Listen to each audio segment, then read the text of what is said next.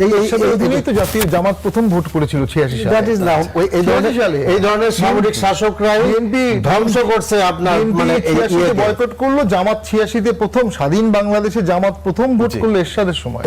জাতীয় পার্টির উচিত ছিল, আমি আপনার সাথে একমত, উচিত ছিল এটা বিএনপির সাথে সুর মিলিয়ে ওই সময় কেয়ারটেকার গভর্নমেন্টের বাতিলটা ঠেকানো। ওনাদের তো জায়গায় জায়গায় ঘাটে ঘাটে পয়সা দিয়ে দিয়ে দিয়ে ওনাদের পর অভ্যাস আছে এগুলো করে। মোস্ট অফ দ্য লয়ার্স এই ম্যাল প্র্যাকটিস গুলো করে। আমরা তো কলা চাই না, আমরা চাই যে মানে আমাদের সমস্যার সমাধান চাই। জুলাই সনদের ভিত্তিতে একটা গোটা রাজনৈতিক বিধি ব্যবস্থা এবং সংবিধানের পরিবর্তন মানে যেটা হয় সেটা চাচ্ছি আমরা। হাইউলকের যে খুব বদ উদ্দেশ্য ছিল এটা আমি বলবো না, 100 বার ছিল বদ উদ্দেশ্য। উনি বলেছেন দুটো নেক্সট দুটো ইলেকশন হবে, সালাস পপুলার সুপ্রিমা লেক্স, রাষ্ট্রীয় স্বার্থে আরো দুটো ইলেকশন কেয়ারটেকার গভর্নমেন্টের ভিত্তিতে হবে। এটা আমি নিজে পড়েছি ওই রায়টা ইনিশিয়ালি। জাতীয় পার্টিকে এই সমস্ত দিবা স্বপ্ন এবং অপস্বপ্ন থেকে বেড়ে আসতে হবে। এই যে এখন আমরা টিভিতে একটা টক শো করছি, তাই না? জি।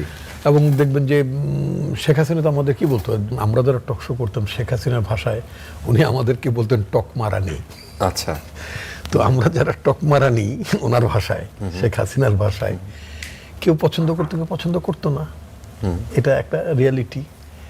এটা তো ঠিক কথা, যেটা মনে করেন আমরা দেশের বাস্তবতার কথাটা বললাম যে কেউ পছন্দ করতো অথবা করতো না, অথচ টক শো কিন্তু আছে, আমরা অংশ নিচ্ছি, যারা সমালোচনা করতো তারাও অংশ নিতেন। এখন তারা পলাতক থাকা অবস্থা, এখন তারা মাঝে মধ্যে ইউটিউব ফেসবুকে কথাবার্তা বলে। তারপরে টক শো এসেনশিয়াল। আচ্ছা, ভালো কথা। এখন আপনি দেখবেন যে এই যে আমরা, আপনি বললেন যে বিএনপির বিরুদ্ধে বিচারপতিদের বয়স বাড়িয়ে একটা ম্যানিপুলেশন অভিযোগ ছিল। আমি যদি বলি অ্যাট দ্যাট টাইম 57 ইয়ার্স ছিল রিটায়ারিং এজ, বিচারপতিদের জন্য ছিল 60, কারণ বিচারপতিরা সাধারণত দুভাবে মানে যান, বেঞ্চে যান। From judiciary, I mean judicial cadre service থেকে যান চাকরি একটা নির্দিষ্ট ম্যাচুরিটির পরে। আরেকটা গ্রুপ যেতেন যারা কোর্টে যারা প্র্যাকটিস করতেন, তাদের যাদের হাইকোর্টে 10 বছরের প্র্যাকটিসিং এক্সপিরিয়েন্স থাকতো তাদের মধ্যে বিচারপতি নিয়োগ করা হতো। ফলে দেখা যেত ভালো বিচারপতি পেতে দুঃখিত মনে করেন মোটামুটি অনেকে 50 বছর 55 বছর বয়সে অনেকে হাইকোর্টে জয়েন করতেন। যখন তিনি তার প্রজ্ঞা বা প্রাজ্ঞ অবস্থায় তিনি পৌঁছলেন, তখনই তার রিটায়ারমেন্টের টাইমটা হয়ে যায়। মানে ইনফ্যাক্ট বিচার ব্যবস্থা তার আর তেমন কিছু দেওয়ার থাকে না। বিএনপি গভর্নমেন্ট চিন্তা করলেন যে আমরা যদি এই বয়সটাকে যদি আমরা, তখন সিভিল সার্ভিসে 57 ইয়ার্স ছিল, তো উনি বলতেন যেহেতু জুডিশিয়ারিতে অর্থাৎ হাইকোর্টের যে যোগদান তোর কেউ বিসিএস দিয়ে 25 বছরে কেউ যোগদান করেন না, তো যেহেতু এটা দেরিতে যোগদান করেন, অতএব তাদের এক্সিটটা একটু দেরিতে হলে ভালো। সেজন্য স্ট্রেট তারা 10 বছর বাড়িয়ে দিল 57 to 65, রাইট? মানে একটা 65 ছিল কিন্তু 65। তারপরে বিচারপতি কে এম হাসানের ক্ষেত্রে সেটা 67 করা হলো, 2 বছর বাড়ানো হলো।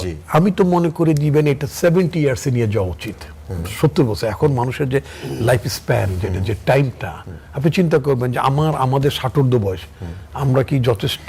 সমালোচনা তো ওই জায়গায় ছিল না, আলোচনাটা ছিল না। মনে করা হতো যে বিচারপতি তত্ত্বাবধায়ক সরকারের প্রধান তিনিই হবেন যিনি প্রধান বিচারপতি হিসেবে রিটায়ারমেন্টে। রাইট।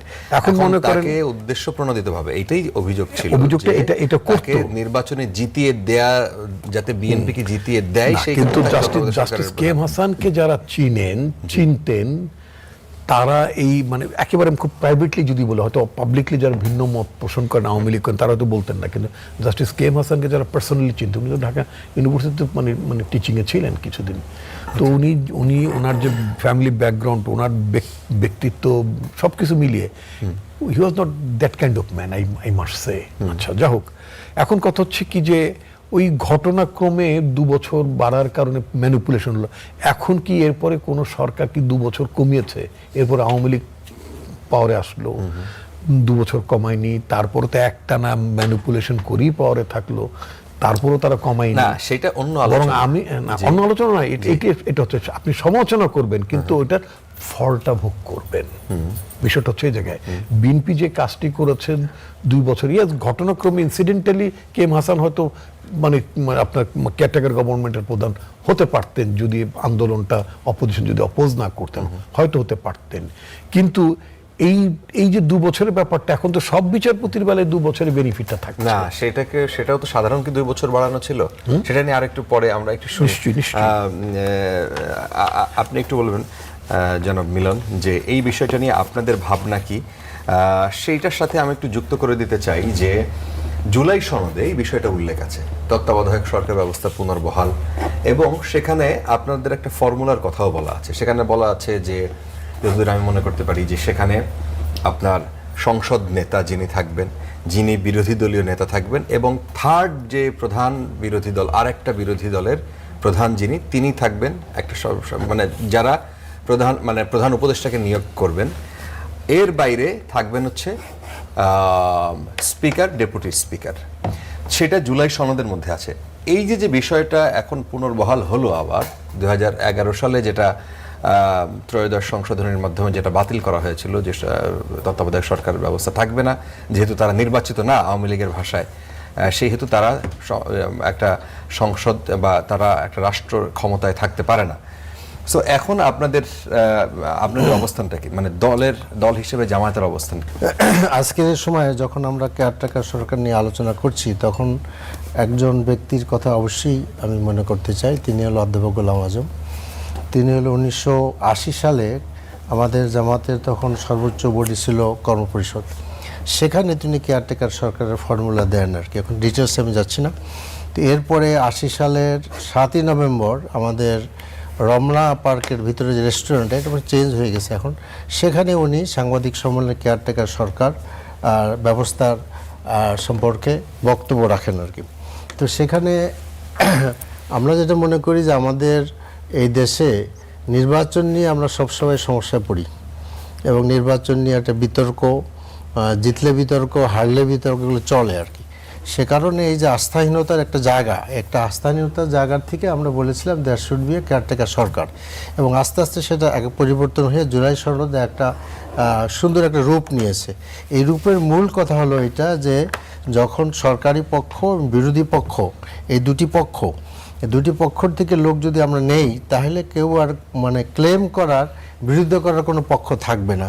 সেটা একটা টেকসই একটা সিনারিও দেওয়া হয়েছিল। আমরা মনে করি সেটি অনুসরণ করা উচিত, এবং সেক্ষেত্রে আমরা দেশে নির্বাচন ব্যবস্থাকে যদি আসলে একটু সুন্দর রূপ দিতে পারি, এবং দেখা যায় 1টা 2টা 3টা 4টা নির্বাচন হয়ে যায়, তখন এদেশে গণতন্ত্র স্থায়ী রূপ লাভ করবে, এবং সেটা আসলে সকলের দায়িত্ব, আর বেশি দায়িত্ব সরকারের আর কি। সরকারের বেশি দায়িত্ব। কিন্তু প্রশ্ন হলো যে যেই বিষয়গুলো নিয়ে বিতর্ক ছিল তত্ত্বাবধায়ক সরকার ফর্মুলার, সেইভাবেই কিন্তু আবার পুনর্বহাল হলো। মানে আগে যেই সিস্টেমটা, যে পদ্ধতি ফলো করা হতো, যে একজন প্রধান বিচারপতি তিনি হবেন প্রধান উপদেষ্টা, মানে নির্বাচনকালীন সরকারের প্রধান, এবং তার আন্ডারেই নির্বাচন পরিচালিত হবে, নির্বাচন কমিশন আলাদা একটা প্রতিষ্ঠান হিসেবে গড়ে তোলা হবে।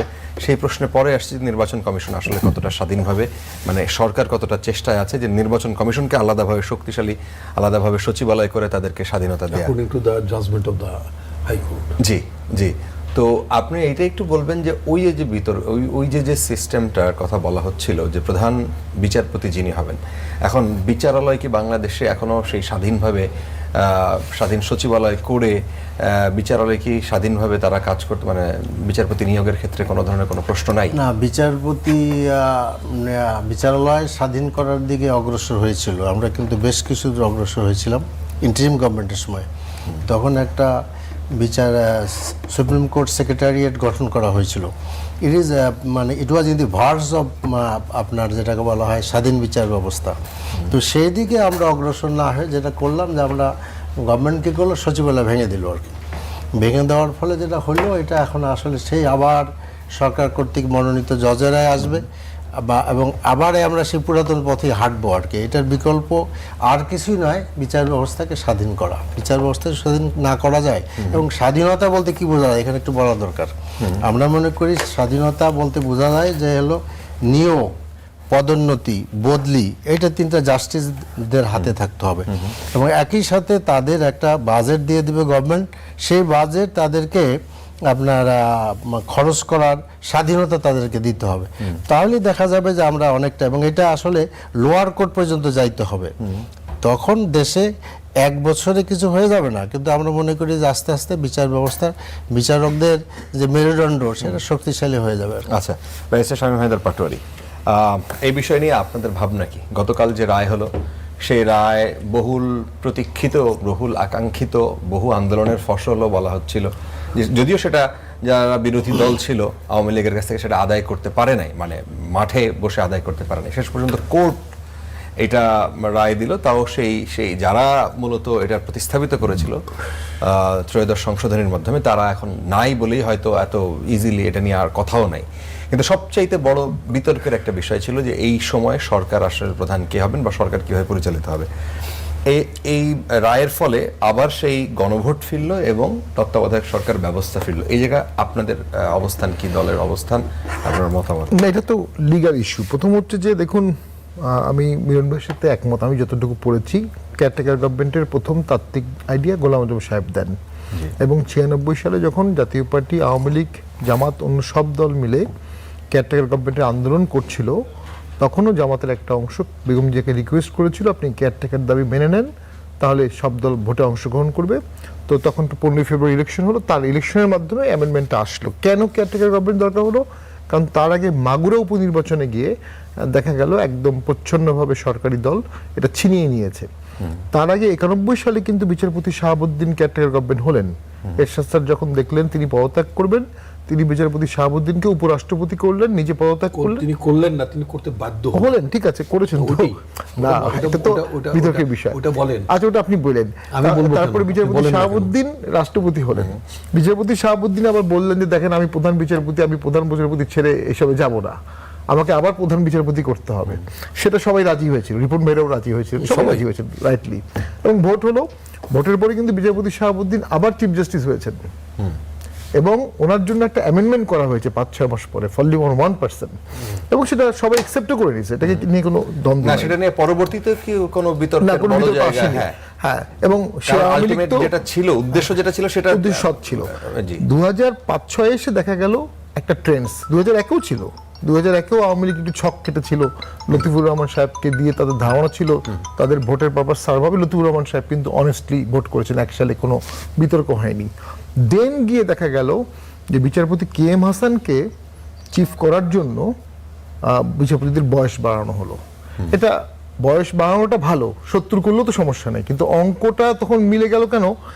বিচারপতি KM হাসান সাহেব খুবই রেসপেক্টেড মানুষ, আমরা সবাই খুব শ্রদ্ধা করি, অনেস্ট মানুষ, এবং আমারও বিশ্বাস উনি চিফ অ্যাডভাইজার হলে কখনোই কোনো অনিয়ম করতেন না। কিন্তু উনি বিএনপির আন্তর্জাতিক বিষয়ক সম্পাদক ছিলেন এক সময়, এবং যখন 2 বছর বাড়িয়ে উনি কেয়ারটেকার হেড হবেন, এইটা স্বাভাবিকভাবে সেই সময়ে আওয়ামী লীগ এবং অন্যান্য দলরা মেনে নিতে চায় না। সেজন্য সংকট হয়, 111 হলো। ইয়াজউদ্দিন সাহেব ক্ষমতা নেন, এবং KM হাসান সাহেব নিজেও তো নিলেন না, নিজেও তো বললেন যে আমি নিব না। এরপরে KM হাসান সাহেবের পরে হামিদুর রহমান সাহেব ছিলেন, উনিও নিলেন না। নেক্সট 2 অ্যাপিলেট ডিভিশন জাজ, তারাও নিলেন না। দেন সুধী সমাজের সাথে একটা আলোচনা করার কথা ছিল, সিভিল সোসাইটি থেকে একজন হবে, সেটাও এক্সস্ট হয়েছে কি জানি না, সরাসরি ইয়াজউদ্দিন সাহেব নিয়ে নিলেন। সেটার বিরুদ্ধে একটা রিট হলো, সেই রিটে যখন রুল শুনানি হবে, সেই কোর্টের জুরিসডিকশন সরিয়ে ফেলা হলো এবং 111 চলে আসলো। তো কেয়ারটেকার গভর্নমেন্ট আওয়ামী লীগ ব্যবচ্ছেদ করেছে, কোনো সন্দেহ নাই, কিন্তু বিতর্কিত বিএনপি করেছে 2005-6 সালে। এটা আমার একটা অ্যানালাইসিস।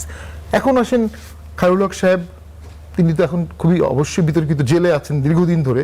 আমরা যারা কোর্ট অঙ্গনে আছে, উনি কিন্তু ফ্যান্টাস্টিক জাজ, ফ্যান্টাবুলিয়াস জাজ, তার একাডেমিক এক্সপিরিয়েন্স, ঢাকা ভার্সিটির লয়ার টিচারও ছিলেন, অসাধারণ।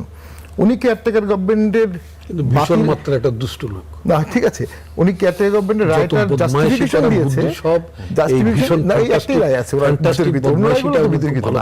উনি জাস্টিফিকেশন দিয়েছে যে এর মাধ্যমে বিচার বিভাগ কলঙ্কিত হচ্ছে, কারণ কে চিফ জাস্টিস হবে ইমিডিয়েট পাস্ট, এইটা সরকার এর মাধ্যমে নির্ধারণ করে। ওনার রায়ের জাস্টিফিকেশন এইটা, কিন্তু সকলের ইনক্লুডিং মি পাবলিক পারসেপশন হচ্ছে যে 14 সালের ভোটে আবার যেন আওয়ামী লীগ আসতে পারে, এই জন্যই এই রায়টা দেওয়া হয়েছে। এটা হচ্ছে perception, which is not illogical, আমি বলবো না পারসেপশনটা। এখন যেটা সমস্যা দাঁড়াবে, ওইটাই তো ফিরে আসলো। এখন বিচারপতি নিয়োগ দেয় কে? সরকার। বিচারপতি নিয়োগের একটা আইন ছিল, বিচারপতি নিয়োগ আইন গত সরকার করেছিল, সেটা এই সরকার র্যাটিফাই করেনি। ওই আইনে কিছু দুর্বলতা ছিল, কিন্তু র্যাটিফাই করেনি। অর্থাৎ এই মুহূর্তে বিচারপতি নিয়োগে সরকারের একচ্ছত্র ক্ষমতা। চিফ জাস্টিস সেখানে কনসালটেশন দিতে পারেন, অ্যান্ড সুপ্রিম কোর্টের রায় অনুযায়ী চিফ জাস্টিসের কনসালটেশনটা প্রায়োরিটি পাবে, কিন্তু এগুলো সবই থিওরিটিক্যাল। চিফ জাস্টিস তো আপনি দিচ্ছেন, সরি, তাকে কনফার্ম করবে কে? সরকার। আমি শেষ করে দিচ্ছি 1 মিনিটে। তাকে অ্যাপিলেট ডিভিশনে নেবে কে? সরকার। তাকে চিফ জাস্টিস বানাবে কে? সরকার। অর্থাৎ 2031 সালে 30 সালে যে ভোটটি হবে, সেই ভোটের ইমিডিয়েট পাস্ট চিফ জাস্টিস কে থাকবে, এটা যদি টেকনিক্যালি চায় বর্তমান সরকার নিয়ন্ত্রণ করতে পারবে। ঠিক এই জায়গায় একটা কারেকশন সবাই মিলে করতে হবে। এখন সুপ্রিম কোর্টের রায় ডেভিয়েশন করতে পারবেন কিনা এটা একটা একাডেমিক ডিবেট, আর আমি মনে করি পার্লামেন্ট পারবে। ওকে, So, সকলে মিলে সেটি সরকারি দল বা বিরোধী দল এই আলোচনা করবে কিনা সেটি আমরা আসবো সেই আলোচনায়। কিন্তু আপনারা একটু বলবেন যে সেই সময় এই রায় যখন সরকার মানে হাইকোর্ট যখন এই রায় দেয়, মানে আওয়ামী লীগ ক্ষমতায় থাকা অবস্থায়, সেই সময়টাতে আপনারাও, আপনাদের মন্ত্রীও আছে তখন, সেই সময় জিএম কাদের সাহেব বোধহয় বিমান মন্ত্রী নাকি, আমার তখন আমাদের অ্যালায়েন্স হবে, হ্যাঁ, তাই না? right. তো সেই সময় আপনাদের অবস্থান কি ছিল যে তত্ত্বাবধায়ক সরকার যেই উদ্দেশ্যে তারা বাতিল করলো যে হ্যাঁ আমার পাশের দেশ ইন্ডিয়া, সেখানেই তো এত বড় গণতন্ত্র, সেখানেই তো এরকম একটা কিছু দরকার হচ্ছে না, ওয়েস্টমিনিস্টার আপনার ইংল্যান্ডে এরকম একটা কিছু দরকার হচ্ছে না, তো কেন আমেরিকাতে এরকম হচ্ছে দরকার হচ্ছে না, তো আমরা কেন বাংলাদেশে এরকম একটা জিনিস তুলবো? কিন্তু বাংলাদেশে কি এটা তুলে দেওয়ার মতো মানে যথেষ্ট রকমের যৌক্তিক জায়গায় বাংলাদেশ ছিল কিনা, মানে সেইখানে জাতীয় পার্টির অবস্থান কি ছিল? দেখুন, বাংলাদেশ আর পাকিস্তান ছাড়া পৃথিবীর আমার জানা মতে আর কোথাও কেয়ারটেকার গভর্নমেন্ট নাই। কিন্তু বাংলাদেশের, হ্যাঁ সেটা নাই, বাংলাদেশের যে কয়টা ইলেকশন হয়েছে বিতর্ক, মোটামুটি বিতর্ক, আমি আপনার সাথে একমত এই তত্ত্বাবধায়ক সরকারের উলানবাটর, মঙ্গোলিয়া, কাম্পুচিয়া এইসব দেশেও কেয়ারটেকার লাগে না, কিন্তু আমি আপনার সাথে একমত বাংলাদেশে কেয়ারটেকার লাগবে। বাংলাদেশে কেয়ারটেকার দরকার ছিল এবং এটা সরিয়ে ফেলা জুডিশিয়াল প্রক্রিয়ায় অথবা পার্লামেন্টারি প্রক্রিয়ায়, ওটাই বাংলাদেশের সর্বনাশের শুরু হয়েছে। জাতীয় পার্টি সেই সময় ব্যাপক আন্দোলন প্রতিবাদ করেনি, এটা সত্য, কোনো প্রতিবাদই করেনি, কিন্তু বিএনপি কিন্তু 18 সালে ওই সিস্টেম মেনেই ইলেকশন করেছে। মানতে হয়তো বাধ্য হয়েছে, এটা বলবে, মানে বিএনপি না, সেই সময় এই যে কোনো অবস্থান ছিল না দলীয়। সো বিএনপি সাথে জামাত যে ইলেকশন করলো 50টা আসনে, সেটা হ্যাঁ ওই তো বিএনপি জামাত মিলে একসাথে সেটা বলেন। সো ওইটা অবশ্যই আমি এগুলো করতে তো সেই সময় জাতীয় পার্টির উচিত ছিল, আমি আপনার সাথে একমত, উচিত ছিল এটা বিএনপির সাথে সুর মিলিয়ে ওই সময় কেয়ারটেকার গভর্নমেন্টের বাতিলটা ঠেকানো। তখন জাতীয় পার্টি শক্ত ভূমিকা রাখতে পারেনি, সেটা কিছুটা আসবে, বাট ওই যে কারণে 18 সালে বিএনপি জামাতও ভোটে যেতে বাধ্য হলো, ওই কারণটা তো তখনও বিদ্যমান। রাজনীতি তো নিষ্ঠুর বাস্তবতার খেলা। তো সেই কারণে আমি মনে করি জুডিশিয়ারিকেও খুব সতর্ক থাকা উচিত। যে রায় দিলে পলিটিক্যাল ডিসপুট হবে, একটা বিশাল অংশের মানুষ আপনাকে পক্ষপাত ভাববে, জুডিশিয়ারি সেই রায় দেওয়া উচিত না, রিফিউজ করা উচিত। এখনো আপনারা যদি বলেন যে 2000 মানে তত্ত্বাবধায়ক সরকারের অধীনে 1996, 2001, চারটা ভালো ভোট হয়েছে, হ্যাঁ, তো এই 4টা ভোট সবচেয়ে ভালো ভোট। আবার এই তত্ত্ব মানে সংসদীয় গণতন্ত্র বাংলাদেশে চালু হওয়ার পর, আর এর পর থেকে তত্ত্বাবধায়ক সরকার ছাড়া যে ভোটগুলো হয়েছে 14, 2018, 2024, এই ভোটগুলো কি আপনার মানে কোন সিস্টেমকে আপনারা আসলে সমর্থন করেন, মানে জাতীয় পার্টি করে না? অবশ্যই আমরা মনে করি কেয়ারটেকার গভর্নমেন্ট থাকা উচিত, যদিও পার্টি ফোরামে এটা এখনো আলোচনা হয়নি, কিন্তু চিফ জাস্টিস বা লাস্ট চিফ জাস্টিসকে কেয়ারটেকার মানে হেড করাটা আমি মনে করি জুডিশিয়ারিকে বিতর্কিত করে ফেলবে। আচ্ছা, এই বিষয়টা নিয়ে যদি আপনি একটু বলেন যেমন রিপন, যে আপনারা এই বিষয়টাকে কিভাবে দেখেন এবং এটাকে এড়ানোর সুযোগ আছে কিনা? আপনি যেটা বলেছেন, যেহেতু সরকার নিয়োগ দেয় বিচারপতি, সেই হেতু সরকার যদি ইচ্ছা করে এবং সেই রকম কোনো চিন্তা ভাবনার মধ্যে দিয়ে যায় যে আমরা চাইলে আমরা তো পরের বারও ক্ষমতায় থাকতে চাই। বাংলাদেশের সংসদীয় গণতন্ত্র এখন পর্যন্ত যে সংস্কৃতি, সেটা হচ্ছে এক দল পরপর দুইবার ক্ষমতায় আসে নাই, মানে লিগ্যাল ভোটে, গ্রহণযোগ্য ভোটে, সুষ্ঠু ভোটে। তো সেই জায়গায় সরকার চাইবে কিনা, বা এই সংখ্যা বা এই সুযোগ আছে কিনা এই সিস্টেমের মধ্যে? না, সংখ্যা তো আপনি সবসময় প্রকাশ করতে পারেন, এই কারণে যে আপনার বাংলাদেশে তো সংখ্যাযুক্ত পরিস্থিতি তো ছিল, এটা তো অস্বীকার করা যাবে না, এবং সেখান থেকে তো সংকটও তৈরি হয়েছে। সেই সংকটগুলো না, সেই সংকটের দায় কি বিএনপি নিবে কিনা, নেয় কিনা, বা আত্মসমালোচনা করে কিনা যে আমাদের ওটা উচিত হয় না? আমি যেটা বলি, এক নম্বর হচ্ছে যে বাংলাদেশের কেয়ারটেকার গভর্নমেন্টের সিস্টেমের ধারণাটা মানে প্র্যাকটিস ছিল না, এটার মানে ভালো মন্দ এটা আমাদের সামনে কোনো নজির ছিল না। বিএনপি একটা সময়, এটা বিএনপির কাছে এটা মানে খুব ফিজিবল মনে হয়নি। কিন্তু এটা তো সত্য কথা যে BNP as a political party, as a democratic party, BNP other political ফোর্সেসের যেটা আপনি যদি বলেন আন্দোলন বলেন, চাপ বলেন, আন্দোলন তো আপনি শেখ হাসিনার বিরুদ্ধে করেছি তো আমরা বিভিন্ন এইটা মানার জন্য, ওটা বাতিল করার জন্য, অথবা ওটা ফেরত আনার জন্য। আলটিমেটলি তো আমরা সেটা আমাদের দফা দাবির মধ্যে মানে কনসিড করেনি। কিন্তু বিএনপি যেটা করেছে অ্যাজ এ ডেমোক্রেটিক পার্টি, তারা যেটা করেছে যে মেজরিটি পলিটিক্যাল পার্টি অথবা মানে ভয়েস অফ দ্য মাসেস, কখনো কখনো জনগণের ভাষাটাও বুঝতে হয়, তাই না? বিএনপি সেটা রিয়েলাইজ করেছে এবং বিএনপি রিয়েলাইজ করার পরে তারা একটা কেয়ারটেকার গভর্নমেন্ট ব্যবস্থা তারা ইন্ট্রোডিউস করেছে। আপনার নিশ্চয়ই মনে আছে সেই সময়টিতে যদি অন্যান্য রাজনৈতিক দলগুলো যদি পার্লামেন্টে থাকতেন, আমি পার্টিকুলারলি অ্যাট দ্যাট টাইম যারা মানে মেজর অপোজিশন পার্টির কথা বলছি, তাহলে যেটা হতো কি একটা পার্টিসিপেটরি অ্যাপ্রোচ থেকে আপনার এই যে বিলটা আসা হলো, যেটা মানে আমরা সবাই জানি যে উনি রাজি হলেন না, finally at that time president take over করলেন দায়িত্বটা, তাই না? যদি সেখানে বিরোধী দল যদি কমিটিতে থাকতেন, তাহলে যেটা হতো কি, তাহলে ডিবেট হতে পারতো, ওখানে ওই বিধি ব্যবস্থার মধ্যে কিছু পরিবর্তন আসতে পারতো, আরও আপনার মানে পরিমার্জন আসতে পারতো, হয়তো আসতে পারতো। যেহেতু তারা কেউ আসেনি, বলা যেতে পারে যে অনেকটা বিএনপির মাথা থেকে যতদূর সম্ভব তাদের সংসদ সদস্য যতদূর সম্ভব তারা একটা বিল তারা তৈরি করেছেন। সেটার মধ্যে কিছু সার্টেনলি কিছু ফ্লজ ছিল। সে ফ্লজটার কথা যদি বলি, প্রেসিডেন্টের মানে পাওয়ার নিয়ে যাওয়ার টেক ওভারের, অর্থাৎ তিনি নিজে সরাসরি কেয়ারটেকার গভর্নমেন্টের প্রধান হিসেবে দায়িত্ব পালন করার যে বিধানটা ছিল, সেটার একটা চেকস অ্যান্ড ব্যালেন্স থাকতে পারতো। তো যা হোক, এখন কথা হচ্ছে এইগুলো ছিল ত্রুটি তত্ত্বাবধায়ক সরকার ব্যবস্থায়। শেখ হাসিনা গভর্নমেন্ট যেটা করতে পারতেন যে ঠিক আছে, তত্ত্বাবধায়ক সরকার ব্যবস্থার ত্রুটিটাই আমি এটাকে আরও মানে ফ্ললেস করি, আরও বেটার ওয়েতে তত্ত্বাবধায়ক ব্যবস্থাটাকে কনসলিডেট করে দেই, সেটা তিনি না করে তিনি মানে মানে চিরদিন ক্ষমতায় থাকার জন্য, যতদিন বেঁচে আছেন ততদিন পর্যন্ত ক্ষমতায় থাকার বাসনা তাকে পেয়ে বসো। যাক, আমি ইতিহাস নিয়ে আলোচনা করবো, আমি সামনে এগোতে চাই। এখন তত্ত্বাবধায়ক ব্যবস্থাটা আদালতের মধ্যে ফিরে এসেছে। আমি বিশ্বাস করি শাসক দল হিসেবে বিএনপি, আদার স্টেক হোল্ডার্স, পার্লামেন্টে যারা আছেন, অফকোর্স আমি মনে করি তাদের সাথে আলোচনা সাপেক্ষেই it is too early to মানে প্রেডিক্ট করা যে বিএনপি কি করবে, বিএনপি অন্যদেরকে বাদ দিয়ে কিছু করবে কিনা। ইভেন এটা তো এখন পর্যন্ত সার্টিফাইড কপিও পাওয়া যায়নি সেই জাজমেন্টের, তাই না? তো সুতরাং এগুলো পাওয়া সাপেক্ষে আমি সেই সার্টিফাইড কপি পাওয়াও একটা, আপনি আইনাঙ্গনের আদালতের মানুষ পাটোয়ারি, উনি আইনাঙ্গন লাগবে না, উনি আইনাঙ্গন লাগবে না। আমরা যারা শত শত মামলা যারা ভুগেছি, সার্টিফাইড কপির ব্যাপারটা আমরা জানো, ওনার জানতে হবে না। ওনারা তো পেশকার এসকার কি আছে না, ওনারা তো জায়গায় জায়গায় ঘাটে ঘাটে পয়সা দিয়ে ওনাদের পর অভ্যাস আছে, এগুলো করে মোস্ট অফ দ্য লয়ার্স এই ম্যাল প্র্যাকটিস গুলো করে। আচ্ছা, বিচারপতি খায়রুল হক যখন তার জাজমেন্টে বলে দিয়েছিলেন যে দুইটা টার্ম এইভাবে চলতে পারে, সেটা কিন্তু তার হয়তো আমরা ওই যে এজলাসে বসে যেটা তিনি করেন মুখে মৌখিক, ওটাই বোধহয় শোনা গেছে। কিন্তু সার্টিফাইড কপি যখন হাতে আসলো, সেই সময় কিন্তু ওটা ওই লেখাটা রিটেন ওইভাবে আমরা দেখি নাই। উনি ওটা বদলে ফেললেন এবং হাসিনার ভাতা এবং এই যে 10 লাখ টাকার পারিতোষিক নিয়ে ঠিয়ে ওটা তিনি বাসায় বসে নাতিপুতি পালতে পালতে, তখন উনি 2 বছর পরে রায় দিলেন। ওটা তো বেআইনি। আচ্ছা, একটা লোক রিটায়ারমেন্টে যাওয়ার পরে আপনি এখন উপস্থাপনা করছেন, আমি অবশ্যই আমার একটা কম্পালশন আছে আপনার কথা উত্তর দেওয়া।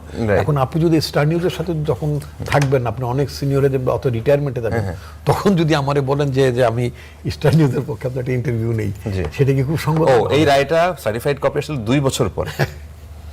আচ্ছা, তার মানে বাসায় বসে বসে মানে বিভিন্ন ভাবে মনে হয়েছে কি সেভাবে রচনা হয়েছিল। এর মধ্যে পার্লামেন্টে একটা কনস্টিটিউশনাল কমিটি হয়েছিল এবং এর মধ্যে পার্লামেন্টে আইনটাও পাস হয়ে যায় খুব সম্ভবত, যে কারণে ওই দুইটার রায় দেওয়ারটা রিডান্ডেন্ট হয়ে যেত। বাট স্টিল আমি একমত, আপনি বললেন দুটো করবেন, অর্থাৎ খায়রুল হকের যে খুব বদ উদ্দেশ্য ছিল এটা আমি বলবো না, 100বার ছিল বদ উদ্দেশ্য। উনি বলেছেন দুটো নেক্সট দুটো ইলেকশন হবে, সালাস পপুলার সুপ্রিমা লেক্স, রাষ্ট্রীয় স্বার্থে আরো দুটো ইলেকশন ক্যাটাগরি গভর্নমেন্টের ভিত্তিতে হবে। এটা আমি নিজে পড়েছি ওই রায়টা initially.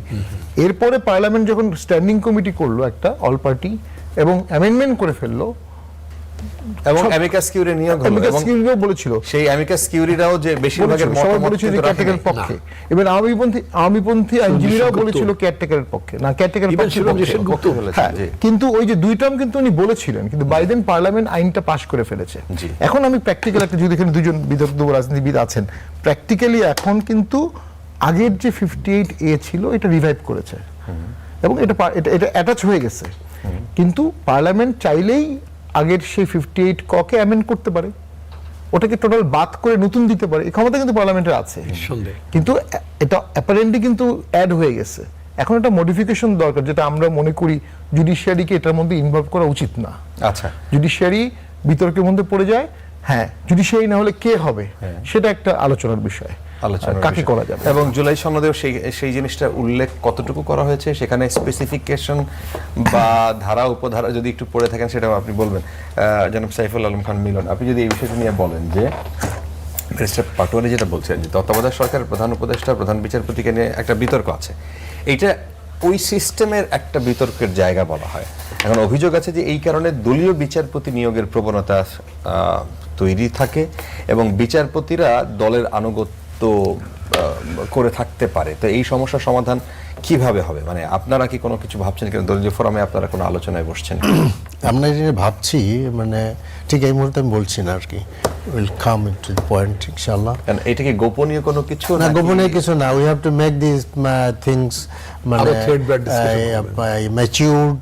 We have to discuss with the expert of the constitution, other মানে people and the political people, আমাদের মধ্যে যারা, আমাদের মধ্যে অনেকে তো আছে, এনসিপি আছে আমাদের সাথে, এগুলো আমরা আলোচনা করব। আমরা কেউ কেউ ভাবছি যে এটা আমাদেরকে অ্যাড্রেস করতে হবে, একটু গোড়ায় আসি আর কি। গোড়ায় আসি সেটা এই জন্য আসলে বলতে চাই যে আপনার তত্ত্বাবধায়ক সরকারের বিধি ব্যবস্থা নিয়ে শাহাবুদ্দিন সাহেব যখন মানে ফর্ম করলেন, তখন কিন্তু আপনার এই 3 দলের রূপরেখার ভিত্তিতে কিন্তু হইল আর কি, সেটা নিয়ে কিন্তু বিতর্ক হইল না। সেই নির্বাচনটা খুব সুন্দর ছিল। এরপর লতিফুর রহমান সাহেবের নির্বাচন অনেক সুন্দর ছিল। বিতর্কটা শুরু হইল কখন, যখন KM হাসান সাহেবের মানে বয়স বাড়ায় দেওয়া হলো মানে বিচারপতি। এইটা তো না, আসলে সেই সময় তো আপনারা জোটে ছিলেন, সেই সময় তো আপনারা জোটে, তখন কারা? আপনাদের মন্ত্রী মানে যখন মাত্র শেষ করে বিএনপি টেনিয়র না 2006 সালে, এটা আপনারা করছে। আমরা যে বলতেছি যে এইটা করে এটাকে বিতর্কিত করে ফেলেছে। KM হাসান কোনো বিতর্কিত লোক ছিলেন না, না, সেই সময় কি জামায়াতের স্পষ্ট অবস্থান ছিল? একদম স্পষ্ট ছিল। তখন কেএম হাসান সাহেবের প্রসঙ্গ যখন আসলো তখন প্রবাবলি ইয়ে এসে গেছে আর কি, তখন মানে তখন তখন ক্লাসটা শুরু হয়ে গেল আর কি। সিস্টেমই শুরু হয়েছে। আমরা এইটা মানে করার ফলে যেটা হলো, এটা হচ্ছে ইন্টেনশনালি করা হলো আর কি। আপনি নর্মাল সময় বাড়ান, অসুবিধা নেই, যেটা আমাদের ব্যারিস্টার সাহেব বললেন, এটা তো আমরা এখন তো আপনার চাকরির বয়সই তো বাড়ায় দেওয়া হয়েছে। তো এইটা আমরা ওখানে করার ফলে গোটা জিনিসটা আওয়ামী লীগকে সুযোগ সৃষ্টি করে দিল ময়দানে একটা তারা মানে কাওয়াস তৈরি করার জন্য, এবং কাওয়াসটা এমন পর্যায়ে চলে গেল, সেটা সবচেয়ে বেশি আপনার খেসারত দিতে হইলো জামাতকে আর কি। আপনি জানেন যে সেই 2006 সালের আমার মনে হয় তারিখটা ভুলে গেছি, সেখানে আমাদের পল্টনের যে লাঠি লগি বইটা, আমরা বোধহয় না ওটা ভুল করছি। 6 ঠিকই 6 স্যার, না না, লগি বৈঠার ঘটনাটা 2006 6 ওইটাই বলছি। তো এখন আমার মতে সলিউশনটা কি, প্রশ্ন আসতে পারে। সলিউশনটা আমি প্রথম মনে করি আমাদের রাজনৈতিক সমঝোতা হওয়া উচিত। সেই সমঝোতা কি, দেশের স্বার্থে। আপনি যে পার্টিজান ভিউ নিয়ে মানে আমরা দাঁড়ায় থাকি, that will be again A wrong step. এবং সেখানে আপনি যদি এটাকে 16 ধরেন টোটাল সলিউশনের, তাই আমি মনে করবো এখানে আপনি মনে হয় 14 বা 14.5 আনা দায়িত্বটাই সরকারের আর কি, কারণ তারা 2/3 বেশি মেজরিটি তাদের আর কি। এবং আমরা দেখেছি যে আমাদের কোনো মতামতে এখানে কাজে লাগছে না। এখন তো অনেক বিল ছিল, আপনাদের কোনো কথা শোনে না? না, কথা শোনার কথা তো ইনভেইন, কথা তো স্পিকার সাহেব শোনে, এটা তো দলের লোক না, প্রধানমন্ত্রী শোনে না। পার্লামেন্টে গতকালই তো দেখলাম যে আপনাদের ডক্টর তাহের সাহেবকে বিরোধী দলীয় উপনেতাকে একটা কমিটির তাকে প্রধান করা হয়েছে। ওইটা হলো আপনার ইয়ে আর কি, আপনার এই পাবলিক অ্যাকাউন্টস কমিটি যেটা, হ্যাঁ, দিস ইজ ওনলি ওয়ান। আপনাদেরকে বলে নাই সরকারি, আপনারা তো বিরোধী দল থেকে একজন ডেপুটি স্পিকার পেতে পারতেন। আমরা তো কলা চাই না, আমরা চাই যে মানে আমাদের সমস্যার সমাধান চাই। জুলাই সনদের ভিত্তিতে একটা গোটা রাজনৈতিক বিধি ব্যবস্থা এবং সংবিধানের পরিবর্তন মানে যেটা হয় সেটা চাচ্ছি আমরা। এগুলা তো কোনো ছোট বিষয়, এগুলো দিয়ে তো আপনি আমাকে ভুলেতে করার চেষ্টা করা উচিত না। গভর্নমেন্টকে অ্যাকাউন্টেবল করতে পারবেন। লেট মি সে, আমার মনে হয় যে যদি আপনি এরকমও ধরেন যে আপনি সিটের ভিত্তিতে করবেন, তাহলে তো 26% সিট পাই, বা মানে আপনার স্থায়ী কমিটির সভাপতি পাই, 26% দেন আমাকে, তা তো আপনি দেন নেই। ঠিক আছে, আমার মনে হয় অনেক আরও কথা আছে, এগুলো বলতে চাচ্ছি না, কারণ আমরা মনে করি যে আমাদের ব্যর্থতা, আমি বলবো আমাদের ব্যর্থতা, এদেশের রাজনৈতিক দলগুলা এদেশকে রাজনৈতিক বিধি ব্যবস্থার মধ্যে একটা স্থায়ী রূপ দিতে পারেনি, যে ইন্ডিয়া করতে পারছে, আমরা পারি নাই। যদি করতে পারতাম আমরা, তাহলে এই সরকার, তত্ত্বাবধায়ক সরকারের ইস্যুটা আমাদের না আসলেও চলতো আর কি। তা আমরা দেখা যায় যে কোনো জায়গায় দাঁড়া থাকতে পারি না, সবসময় আমরা একটা মনে করি যে যা কিছু করতে হবে, কলা গাছটা আমার হইতে হবে, তাল গাছটা আমার হইতে হবে। এই তাল গাছে যখন আমরা চলে যাই, তখন তালও যায়, গাছও যায় আমাদের। এই অবস্থা হয়েছে। আপনার যে ইন্টারিম গভর্নমেন্টের অনেক দুর্বলতা আছে, থাকতে পারে, এবং সেটা আমাদের সাওয়াদ্দিন সাহেব তো অনেক কথাই বলেন, এটাও বলেছেন বিচার ব্যবস্থা বলেন। আমরা অপেক্ষা করছি কি বিচার উনি করবেন, সরকার কি করবে। তো এখানে আপনার এই যেখানে মানে তত্ত্বাবধায়ক সরকার ইন্টারিম গভর্নমেন্ট একটা বিচার মানে সিস্টেমে গেল, সেটা আমরা আবার ভেঙে দিলাম। এখন তো আপনার দেখা যাবে কদিন পরে অনেক বিচারপতি নিয়োগ হয়ে যাচ্ছে, তাহলে আমরা তো শুরু করতে পারতেছি না। এটা আমি মনে করি টোটাল ফেলিওর।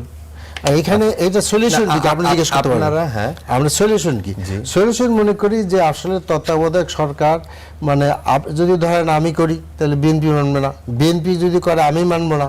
সলিউশন একটাই, let there be discussion along with the treasury bench and the opposition. এটা হয়ে আমরা একটা সলিউশনে আসি। এর মধ্যে নীতি ব্যবস্থা করে, যেটা জুলাই সনে যে কথা বলা হয়েছে আর কি, সেই সলিউশনটা এখনকার মতো বেস্ট মনে করি। মানে যেটা এক্সিস্টিং আছে, মানে আগের মতোই, সেটা আপনারা আগের মতো না। আমরা বলছি কেয়ারটেকার সরকার গঠনের পদ্ধতিটা জুলাই সনদে যেভাবে করা হোক, সাজেস্ট করা হয়েছে, আপাতত এটা এখনো আমার কাছে মনে হয় that is the best solution. আচ্ছা, আপনি আপনার কথার মধ্যে এক জায়গায় বলেছেন যে রাজনৈতিক দলগুলোর সাথে আপনারা বসবেন। এখন আমি এটা বলি নাই, আমি বলছি যে আমরা যখন ইন্টারনালি কোনো সিদ্ধান্ত নিব, যে কোনো বিষয় নিয়ে, অর্থনৈতিক হোক, আমাদের কনস্টিটিউশনাল হোক, আমাদের ভিতরে যে এক্সপার্ট আছে তাদের সাথে বসতে হবে। সময় তো বেশি হয় নাই, আচ্ছা, 1-2 দিন গেছে আর কি। আচ্ছা, কাজে আমাদেরকে ডিসকাশন করতে হবে, আমাদের নিজস্ব যে প্রস্তুতি সেটা তো আমাদের নিতে হবে। আচ্ছা, এইখানে Jamaat is not a that party যে আমি নির্বাহী কমিটির সদস্য, এখানে সে বলে দিলাম এটা হবে, নো, দ্যাট ক্যানট বি। আচ্ছা, এটা আমি জামাতও বলতে পারবো না। আমাদেরকে ডিসকাশন করে যথাযথ জায়গায় আমরা মানে এটা পাস করাইতে হবে, then we can say this is the thing. আমি যেটা বললাম জুলাই সনদের আলোকে বললাম।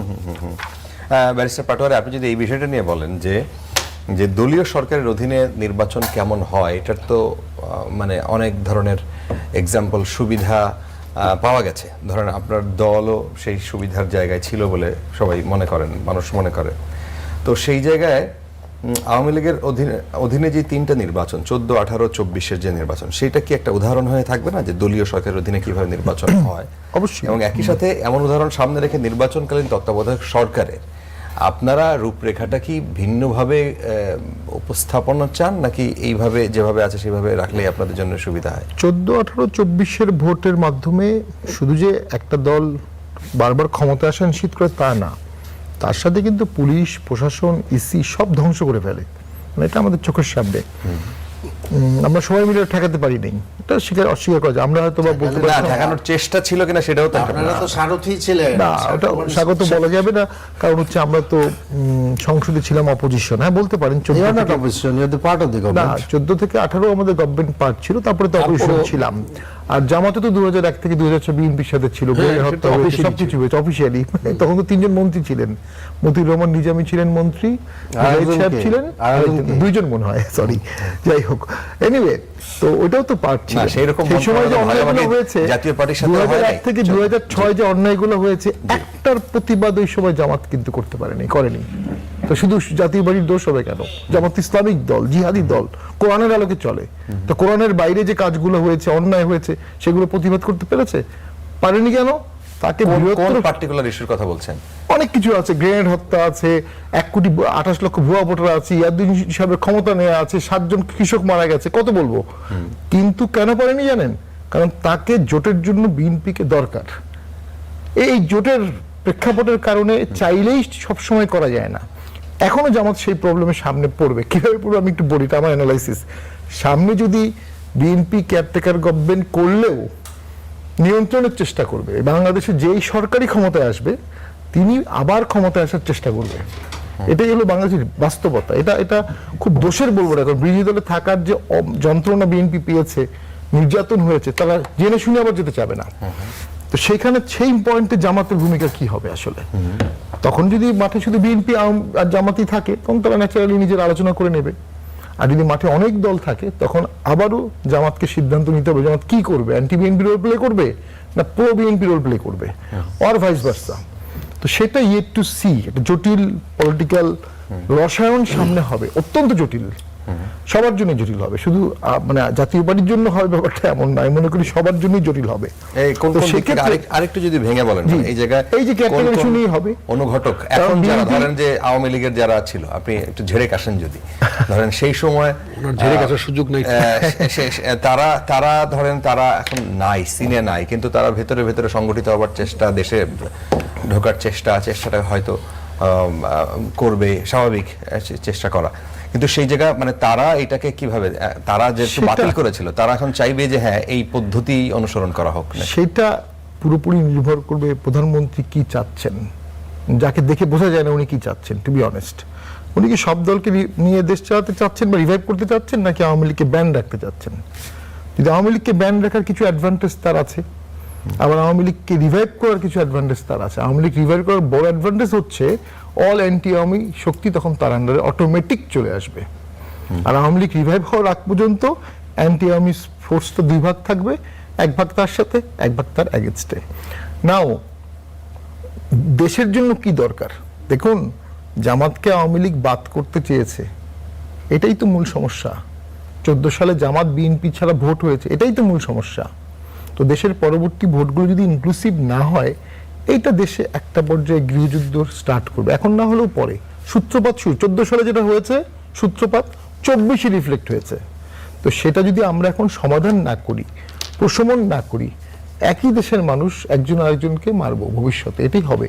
হয়তো সেখানে আওয়ামী লীগ বেশি সাফার করবে, বেশি ভিক্টিমাইজড হবে, বেশি রক্তপাতের সাফার করবে ন্যাচারালি, কিন্তু রক্তটা থামবে না। আর রক্তটা কার আমলে হবে? তার জন্য তার জিয়ার আমলে। যদি এটা প্রিভেন্টেবল হয়, তাহলে এটা অবশ্যই প্রিভেন্ট করা উচিত। আর যদি এটা প্রিভেন্টেবল না হয়, অর্থাৎ আপনি আওয়ামী লীগকে রিভাইভ করার অর্থ আওয়ামী লীগ আন্দোলন করে আপনার সরকার উত্থান করে, সেটা তো বাস্তবসম্মত না। সো এটাতে তো কোনো অসুবিধা নেই। ইভেন লাস্ট ভোটেও যদি আওয়ামী লীগ অংশগ্রহণ করতো, 20-25 জন আওয়ামী লীগের এমপি থাকতো সংসদের কি ক্ষতি হতো? বরঞ্চ যে গালিগুলো আমরা এখন দিচ্ছি, ওগুলো আপনি আওয়ামী লীগের সামনে দিতে পারতেন। সো একটা সেটেলমেন্ট করা যেত। দ্বিতীয় যেটা বলছি, ওই যে 91 সালে 3 জোটের রূপরেখা যেটা মিলন ভাই বললেন, ওখানে কিন্তু জাতীয় পার্টিকে বাদ দেওয়া হয়নি ভোটে 91 সালে। যদিও অবশ্যই এই আওয়ামী লীগের 14 সাল থেকে 24 সাল, এই 11 বছর এর সাথে থেকে অনেক ব্রুটাল, অনেক হিংস্র, অনেক উইপেনাইজেশন ছিল।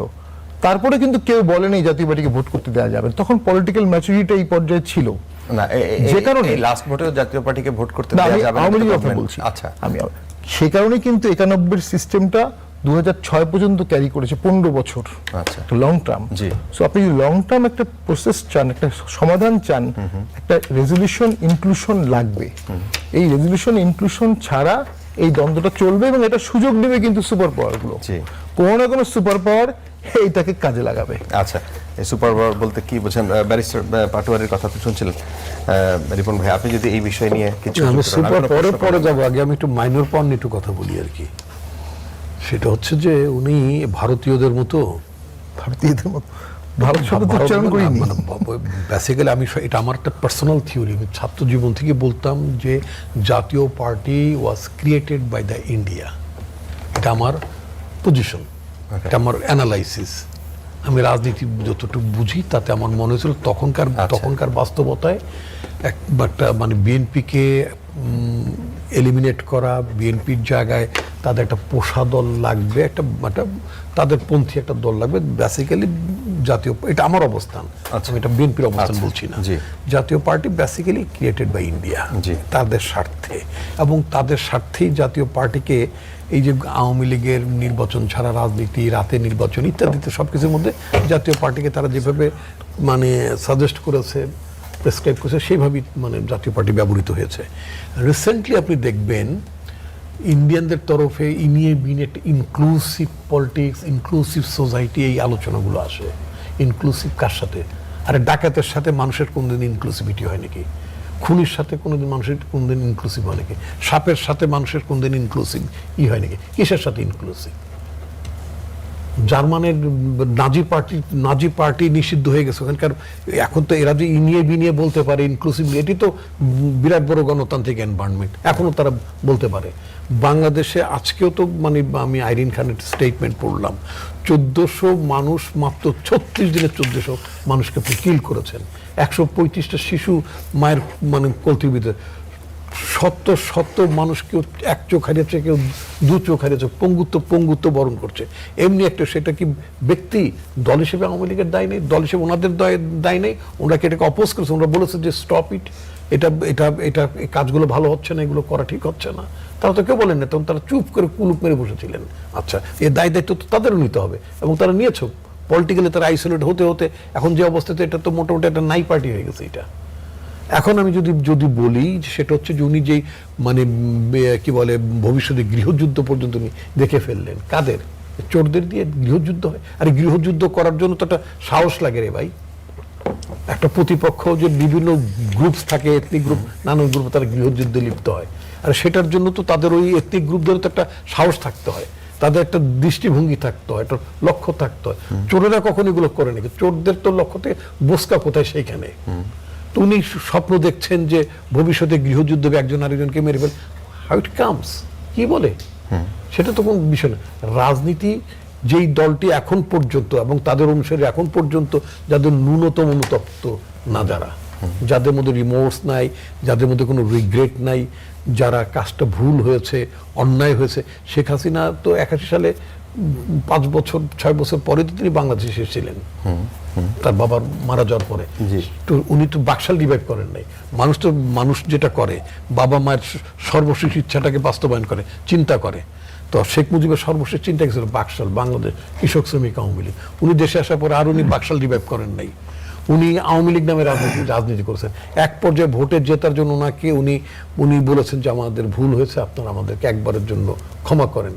তো উনি রক্ষী বাহিনী, ভুলটা কি? রক্ষী বাহিনী ক্রিয়েট করা। ভুলটা হচ্ছে মানুষ খুন করা, গুম করা, পত্রিকা বন্ধ করা, মানবাধিকার হরণ করা, এগুলো তো ভুল। সেই ভুলগুলো যদি তিনি মানে মানুষকে ভোট দিতে না দেওয়া, সারা জীবনের জন্য পাওয়ারে থাকা, কেন একদল থাকলে তার নির্বাচনের প্রয়োজন আসে না। এখন শেখ হাসিনা আবার আসবেন, আবার ইনক্লুসিভ ভাবে ভাবতেছে। তার আগে তো ক্ষমাটা চাইতে হবে। সে ক্ষমাটা কোথায়? দুঃখ প্রকাশ করতে হবে তো, মানে অনুতপ্ত হতে হবে তো, বলতে হবে তো, তাই না?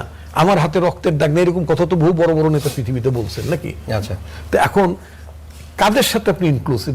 আপনার সমাজে আপনি অফকোর্স আপনি সবাইকে নিয়ে আপনি সমাজ গড়বেন। সে সবাইটা কারা? সে সবাই কি খুনিরা? সে সবাই কি লুটেরা? এসালামকে নিয়ে আমি ব্যবসা করব? আমি সামিট গ্রুপকে নিয়ে ব্যবসা করব? লুটেরদের নিয়ে, যারা লক্ষ লক্ষ কোটি টাকা তারা বিদেশে পাচার করে, তাদেরকে আমি ইয়ে করবো, মানে তাদেরকে আমি স্কোপ করে দেবো। আচ্ছা, তো এখন আমি যেটা বলতে চাই, এর সাথে কি একটু যুক্ত করবেন যে শেখ হাসিনা দেশে ফেরার পরিকল্পনা করছেন বলে বার্তা সংস্থা রয়টার্স একটা খবর দিয়েছে, দেখেছেন নিশ্চয়ই। সেই নিজেই বলেছেন, হ্যাঁ, যদি তিনি সেটাই করেন তাহলে এবং এসে আত্মসমর্পণ করবেন আদালতে এবং বিচারের মুখোমুখি হতে যদি চায়, তাহলে সেটা আপনাদের অবস্থান কি হবে? আমরা একটা গভর্নমেন্টের দায়িত্বটা কি? ওনার বিরুদ্ধে সাজাটা ঘোষণা হয়ে গেছে, XYZ যেটা হোক না, উনি যদি আইনের শাসনে বিশ্বাস করেন, উনি দেশে সারেন্ডার করবেন। দেশে সারেন্ডার করার পর উনি বিচারের সম্মুখীন হবেন। সেটি তো হওয়া উচিত, সেটি তো প্রত্যাশিত। গভর্নমেন্টের দায়িত্ব উনি এতদিন আছেন কেন? ওনার রায় হয়ে গেছে অনেকদিন জানি, এটার জন্য দরকার কি? মানে দিন তারিখ ক্ষণের কি দরকার আছে? আসতেই পারেন, এবং অন্যরা যারা আছেন তারা আসুন, বিচারের সম্মুখীন হন। জি জি, জনাব সাইফুল আলম খান মিলন, আপনাকে কোনো প্রশ্ন করলাম না, দুইজনের কথার প্রেক্ষিতে আমি খুব অবাক হচ্ছি একটা কথা, মানে ভাবি খুব আমি মনোযোগ দিয়ে শুনছিলাম আমাদের ব্যারিস্টার সাহেবের কথা। তিনি গৃহযুদ্ধের কথা বলেছেন, ইটস ভেরি ফ্যান্টাস্টিক। ফ্যান্টাস্টিক না, ভেরি ফ্রাইটেনিং। না, এটা ফ্যান্টাস্টিক বলবো এই জন্য, এটা একটা স্বপ্ন আর কি এটা। তাহলে অন্য গৃহযুদ্ধরা বাধাবে কে? তো এই যে জাতীয় পার্টি করবে অ্যালং উইথ দি আওয়ামী লীগ। তাই তো জাতীয় পার্টি বাংলাদেশের কোনো মানে এখন আর প্রসঙ্গ নেই জাতীয় পার্টির। জাতীয় পার্টি ইলেকশনে অংশগ্রহণ করছে গত ইলেকশনে, এবং আপনার জিএম কাদের সাহেব অত্যন্ত মানে বড় ভোটের ব্যবধানে মাহবুব রহমান বেলালের কাছে হাঁটছে। তো এই জন্য মনে করি যে আসলে আমি খুব অবাক হলাম যে আমাদের ব্যারিস্টার সাহেব গৃহযুদ্ধের কথা বলেন। দেখেন, এই কথা ওবায়দুল কাদের বলছিল। ওবায়দুল কাদের বলছিল যদি তোমরা গভর্নমেন্টকে টিকাইতে না পারো, গভর্নমেন্ট যদি ফল করে তো এত লক্ষ লোক মারা যাবে। লোক কি মারা গেছিল কিনা, কয়টা লোক মারা গেছে এই মানে জুলাই আন্দোলনের পরে। কাজে আমার মনে হয় জাতীয় পার্টিকে এই সমস্ত দিবা স্বপ্ন এবং অপস্বপ্ন থেকে বেরোয় আসতে হবে। এতে কিন্তু বোঝা যাচ্ছে যে যেভাবে আপনার সুজিতা সেনকে আমাদের ইয়ের যে সুজাতা সেন আইসে এরশাদ সাহেবকে ইলেকশনে নিলেন, এখন বোধহয় ওরকম একটা চেষ্টা শুরু হয়েছে বলে মনে হচ্ছে। মনে হয় there may be a connection with Hasina along with the Jatiya Party, they want to do something in Bangladesh. কিন্তু আমি মনে করি সেটা স্বপ্ন হবে। এরপরে যেটা এই নির্বাচনে অংশগ্রহণ করেছিল আমি বলেছি আর কি। তো কাজেই দল হিসাবে তো জাতীয় পার্টি অংশগ্রহণ করছে, কারণ সে কইরা তার রেজাল্ট 0 পাইছে আর কি। তো যে আমরা মনে করি যে আসলে এই দেশে আপনার সুষ্ঠু নির্বাচন ব্যবস্থা হওয়া দরকার, এবং সেটার ভিত্তিতে আমরা মনে করি যে এটা আমি আগেও বলছি এখনও বলতেছি, মেজর দায়িত্ব সরকারের। এবং এই পর্যন্ত সরকার এই যে যদি আমরা ধরি যে ত্রয়োদশ জাতীয় সংসদের কাছে জনগণের কি আকাঙ্ক্ষাটা কী ছিল, জনগণের আকাঙ্ক্ষা ছিল যেটা, সেটা হলো যে এই জুলাই সনদ যে বিধি ব্যবস্থা ছিল এই বিধি ব্যবস্থা বাস্তবায়ন করা। সেখানে আমাদের এই সরকারি দল মিজারেবলি ফেল করেছে তারা। আচ্ছা, তো ফেল করার কারণে আমরা যেখানে ছিলাম সেখানেই রয়ে গেছি। আচ্ছা, তো যার ফলে আমরা আর যাত্রা শুরু করতে পারলাম না। তো আমার মনে হয় যে যাত্রা কোন দিকে শুরু হয়, মানে কোন যাত্রার কথা? আমাদের কনস্টিটিউশনাল যে সংস্কারের কথা বলা হয়েছিল, সেই সংস্কারের মাধ্যমে যে কেউ যেন আবার হাসিনা হয়ে না উঠতে পারে, তার যে একটা ফর্মুলা জুলাই সনদে দেওয়া হয়েছিল, সেই ফর্মুলাকে বাস্তবায়ন করলে আমরা একটা যাত্রা শুরু করতে পারব। আমরা একদম শেষের দিকে ব্যারিস্টার পাটোয়ারি জি, শুনলেন। গৃহযুদ্ধের আশঙ্কা তো রাজনীতিবিদরা করে, কেন করে এটা কথা 14 সালেও বলেছিলাম যে যদি বাংলাদেশে ইনক্লুসিভ ইলেকশন না হয় এক সময় গৃহযুদ্ধের মতো হবে। 24 সাল তো কাছাকাছি চলে গেছে। 14 সালে তখন কি বিএনপির কথা বা জামাতের কথা চিন্তা হ্যাঁ, করে অবশ্যই বলেছিলেন? 14 সালে বলেছিলাম 6 মাসের মধ্যে ফ্রেশ ইলেকশন দিতে হবে। টিভি টক শোতে নাকি? অফকোর্স টিভি টক শোতে। আচ্ছা, 14 বলেছিলাম যে 6 মাসের মধ্যে ইলেকশন দিতে হবে ইনক্লুসিভ, না হলে দেশে একসময় গৃহযুদ্ধ হবে। যাক, কেন হবে গৃহযুদ্ধ জানেন? আওয়ামী লীগ 4th জেনারেশন করা লোক আছে, তাদের কাছে 71 আছে। তারা অনেক ভুল করেছে, কিছু ভুল তারা স্বীকার করে, অনেক ভুল স্বীকার করে না।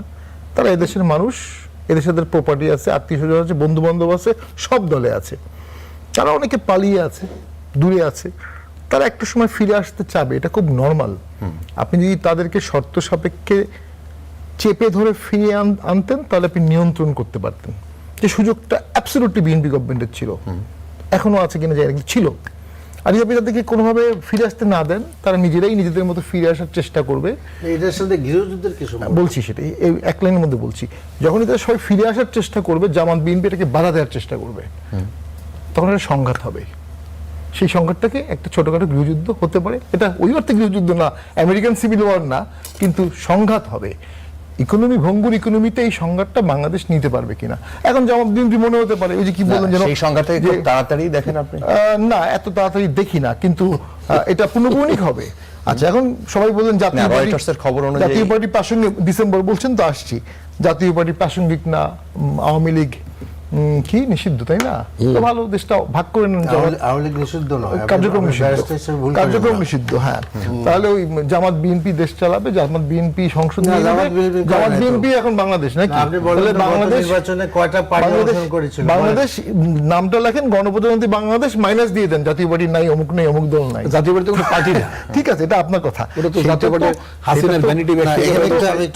শেষ করছি, শুনেন। না না, আমি শেষ করে নিতে, শেষ করে আমার সময়, আপনার সময় না, আমার সময় শেষ হয়নি, সময় তো আপনি শেষ করবেন না, অ্যাঙ্কর করবে। তো সেটা হচ্ছে যে আমার মতে দেশটা সবার, সবাইকে নিয়েই চলার চেষ্টা করতে হবে। জি। এটা যদি না হয় পুনঃপুনিক সমস্যা বাড়তে থাকবে। জি। এবং একটা খুব দুর্বল ইকোনমির বাংলাদেশ, সেখানে সরকার কতটা সামাল দিতে পারবে, সবাইকে ব্লেম করারও কিছু নাই। জি। তো দেশকে বাঁচাতে গেলে সবাইকে নিয়ে দেশ চালানোর চেষ্টা জি করতে জি হবে। জি জি জি যদি কি যেন সুযোগ বলতে থাকে- চাইছিলেন জি বলেন। জনাব মিলন, 30 সেকেন্ড। না, আমি বলতে চাচ্ছিলাম সেটা হলো যে জাতীয় পার্টি যখন আওয়ামী লীগের সাথে ঘর করলো আর কি, তখন ইনক্লুসিভনেস কথা মনে ছিল না তাদের?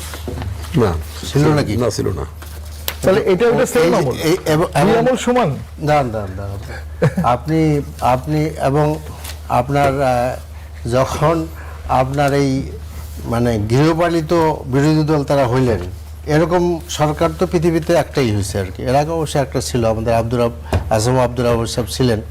তো এই যে করলেন, তখন ওনাদের কোনো মানে কিছু মনে হয়নি? গৃহপালিত থাকার এবং গৃহ পালন করার দুটার অভিজ্ঞতা তাদের আছে। এটা কিন্তু দুজনে এক হয়ে গেছে, খেয়াল করছেন? অভিজ্ঞতা আছে। আলটিমেটলি বিএনপি জামাত কিন্তু এক। না, এটা একই নিয়ে- বিষয়ে কথা এটা নিয়ে জাতীয় পার্টির কোনো আলোচনার বিষয়ই নেই আর কি। জাতীয় পার্টি মানে অযথা আলোচনা, এটা দরকারই নেই এটা। আচ্ছা। কারণ আমি বলি এই জন্য বলতেছি, আমি পার্টি হিসেবে বলছি না, পার্টি হিসেবে আছে তারা রেজিস্টার্ড পার্টি, কারণ তারা এবার ইলেকশনে অংশগ্রহণ করেছে, অংশগ্রহণ করে কোনো সিট পায়নি, আবার ইলেকশন করে যদি ফিরে আসতে পারে ওয়েল অ্যান্ড গুড, আসুক, কোনো অসুবিধা নাই। কিন্তু এই গৃহযুদ্ধের হুমকি দেওয়া, এটা হুমকি উচিত না, না। সম্ভাবনা বলা। না, কিসের সম্ভাবনা? সম্ভাবনা আমরা কোনো হুমকি সম্ভাবনা দেওয়া। আমাদের কিছু দেখছি হুমকি না। দিচ্ছি কেন? সম্ভাবনা আকাশে দিচ্ছি। কোনো মেঘ নাই, আপনার মানে ঝড়ের তখন যদি জামাত গৃহপালিত থাকে, এখন জামাত গৃহপালিত, কোনো সন্দেহ নাই। একই জামাত বিএনপি বাজে কথা কম বলা উচিত। নো নো দেন, সেটা আপনি বলেন, আমিও তাই বললাম। নো নো না, আপনার কোনো বাজে কথা বলনি। আপনারা সরকারের সাথে ছিলেন, এই কথাটা আমি বলেছি। আপনারা তো ছিলেন। আর আপনি ধরো 2006 ছিলেন। আমরা সরকারের অংশ ছিলাম, জাতীয় ওটাই তো সংসদ, বিএনপির টেবিলে সাথে। কিন্তু Yes, কোনো মিডিয়াতে জামাতকে বিএনপির গৃহপালিত দল কোন মিডিয়াতে বলতে আপনি একটা দেখাইতে পারবেন, একটা গুগলে দেখাইতে এটা এটা আপনাদের কোনো শোনেন আপনাদেরকে শোনেন, লক্ষ সাহেব, লক্ষ বার আপনাদের আপনাদের কোনো ব্যবহার করেন। রাজনীতি নাই তো। আপনি জামাতকে গৃহপালিত বলতেছেন, আই এম সরি টু না, সে। আপনিও বললেন আমাকে, আমিও আপনাকে বললাম। আপনাকে আমি আপনি বলি আমাকে নাই। বললে আমি আপনাকে বলতাম না। নো নো নো, আপনার হাতে আপনি ভাই যেভাবে আসলে বললেন, বললেন এই যে জন্য। পার্টির প্রধান দলের কে প্রধান হবে, তার জন্য হাসিনার সাথে দেখা করে রসনের সাথে সেই পার্টি কি বলতে পারবো? আপনি ঠিক করে দেন, আপনি ঠিক করে দেন, বলেন। It is not a history, এটা তো হিস্ট্রি তো। এরকম পড়েছি আমরা। হ্যাঁ, তো বললে আপনার কি পার্টি? আপনার দলের প্রধান ঠিক করার জন্য এটা আপনারা একটা party হাসিনার কাছে যান। Are you party? You are not a party.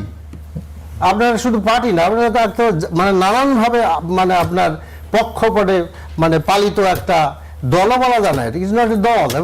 এবং এরশাদকে কি উপহার দিয়ে এই দেশে সেই পটুয়া দিয়েছিল সেটা তো জানেন আপনি। আচ্ছা। এরশাদের অধীনেই তো জাতীয় জামাত প্রথম ভোট করেছিল 86 সালে। দ্যাট ইজ না, এই ধরনের সামরিক শাসকরাই বিএনপি ধ্বংস করছে আপনার মানে এই বয়কট করলো, জামাত 86-তে প্রথম স্বাধীন বাংলাদেশে জামাত প্রথম ভোট করলো এরশাদের সময়।